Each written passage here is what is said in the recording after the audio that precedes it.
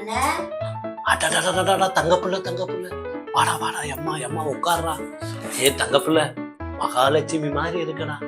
உன்னை அந்த பேண்ட் செட்ல பார்த்து பார்த்து எனக்கே தம்பிங்கிற உணர்வு வந்துருச்சுடா. இந்த சுடிதார்லாம் பார்க்கும் போதாடா தங்கச்சி மகாலட்சுமி மாதிரி இருக்கடா தங்கம். வாமா வாமா வாமா காயத்ரி வாமா. யாருன்னு தெரியுதாமா? தெரியுது. எங்க சித்தப்பா பொன்னுச்சாமி. பொன்னுச்சாமியோட பொண்ணு. ஆமாடா ஆமாடா. பையன் வந்து வீட்டுக்கு போயிட்டான்.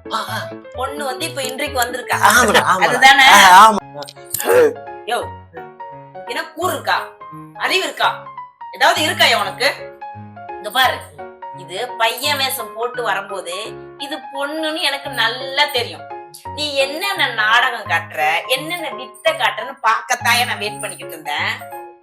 உன்னை எப்படி திட்டுறதுன்னே தெரியலையா எனக்கு. உலகத்துல அசிங்கமா தான் திட்டலாம் மூல இருக்கு. இங்க பாரு, புடவை கெட்டு வந்தா நான் சந்தேகப்படுவேன் தான். எதுக்கா சந்தேகப்படுவேன்? உன் லட்சணம் அந்த மாதிரி, உன் முகர கட்டு அந்த மாதிரி, அதனால சந்தேகப்படுவேன். அதுக்காக உன் தங்கச்சி உன் சித்தப்ப மகளை நான் சந்தேகப்படுற அளவுக்கு நான் ஒன்னும் கூறு கட்டவா கிடையாது.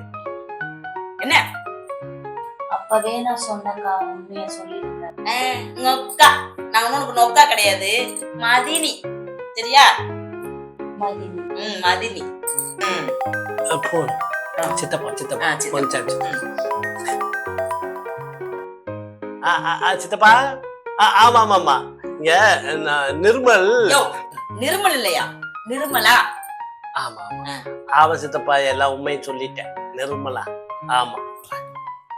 நல்லா நாடகம் ஆடுறீங்கடா உங்க குடும்பம் எல்லாம் சேர்ந்து. மூஞ்சி முகர கட்டி பாரு நல்லா.